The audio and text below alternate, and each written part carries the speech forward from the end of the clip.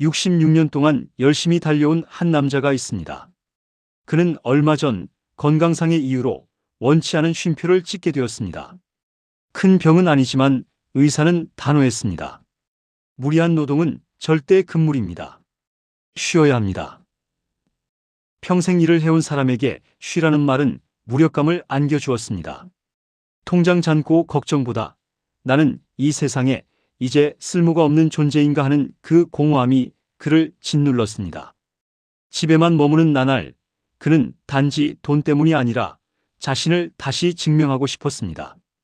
길게는 못해도 잠깐이라도 이 지긋지긋한 무료함만이라도 걷어내고 싶다는 간절함이 그를 다시 움직이게 했습니다. 그러던 어느 날 그는 무거운 몸을 이끌고 나섰던 동네 주민센터 게시판 앞에서 멈춰 섰습니다. 노인 일자리 모집 공고라는 제목이 그의 눈을 사로잡았죠. 여러 일자리 중 유독 눈에 들어온 것은 학교 앞 교통지원 도우미였습니다. 하루 3시간, 한 달 30시간 내외. 이 정도라면 건강에도 무리가 없겠다.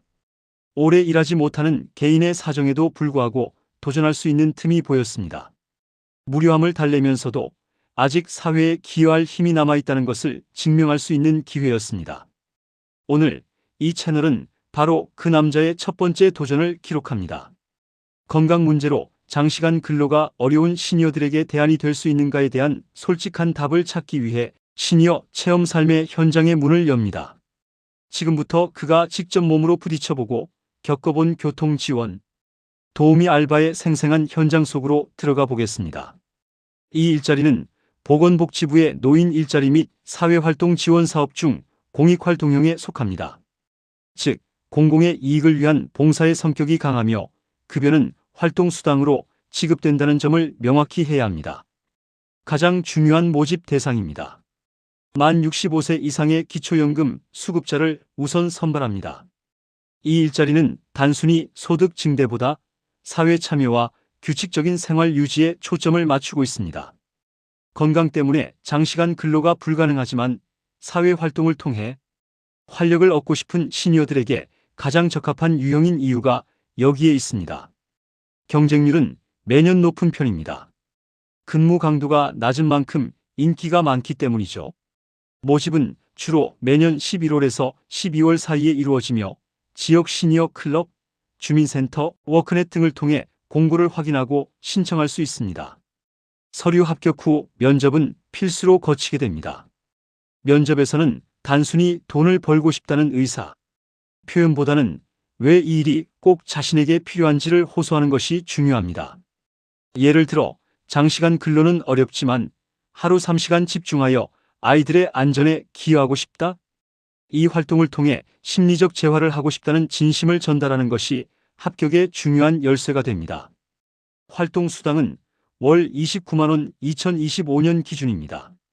이 금액은 활동 시간인 월 30시간으로 계산했을 때 최저 시급보다 낮은 수준입니다. 따라서 이 일은 높은 경제적 보상을 기대하는 것이 아니라 규칙적인 삶과 사회 기여라는 비금전적 가치를 얻는 데 주력해야 합니다. 근무 시간은 학교 사정에 따라 다르지만 하루 3시간 이내, 월 30시간이라는 제한이 있어 건강을 관리하면서도 꾸준히 활동할 수 있는 최적의 환경을 제공합니다. 드디어 깃발을 든 첫 출근 날입니다. 새벽 7시 20분. 체감 온도가 영하에 가까운 날씨였지만 몇 달 동안 무기력하게 보냈던 때와는 달리 새로운 활력이 몸을 감쌌습니다. 지급받은 형광색 안전조끼와 깃발을 들고 섰을 때 그는 비로소 자신이 다시 사회의 일원이 된 듯한 책임감을 느꼈습니다. 7시 40분. 등교 시간이 시작되자 학교 앞은 금세 혼잡해집니다. 그가 맡은 횡단보도는 차량 통행량이 많아 집중력이 요구되는 곳이었습니다.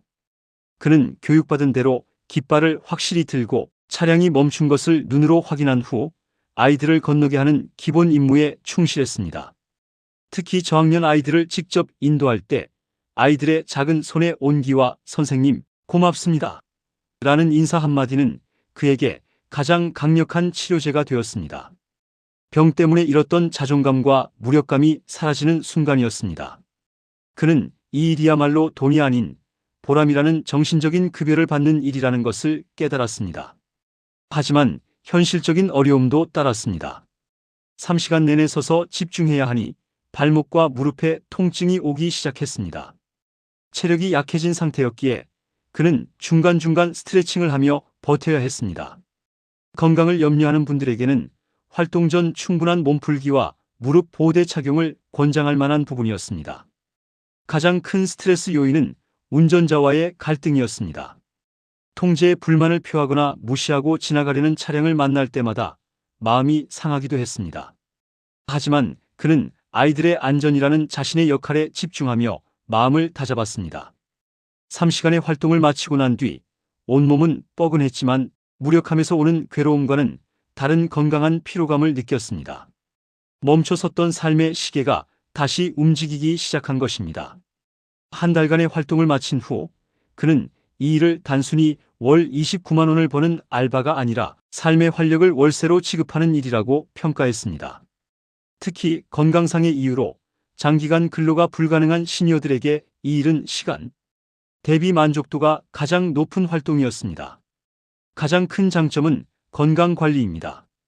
3시간의 활동 후에는 충분히 휴식을 취할 수 있어 건강관리에 전혀 무리가 없습니다.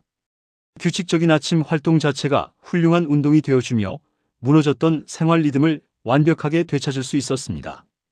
병원에서 쉬라고 했지만 집에만 있기는 괴로운 시니어에게는 최고의 대안이 되어준 것입니다. 정신적인 이득은 금액으로 환산할 수 없습니다. 사회 참여를 통한 자존감 회복, 무료함의 완벽한 해소, 그리고 아이들과의 소통에서 오는 보람은 이 일의 가장 큰 매력이었습니다. 물론 현실적인 어려움도 있습니다. 날씨의 영향이 크고 운전자와의 갈등은 스트레스 요인입니다. 따라서 이 일을 희망하는 시니어는 보람을 위한 활동에 초점을 맞추어야 하며 감정적인 소모를 최소화할 수 있는 긍정적인 자세가 필요합니다.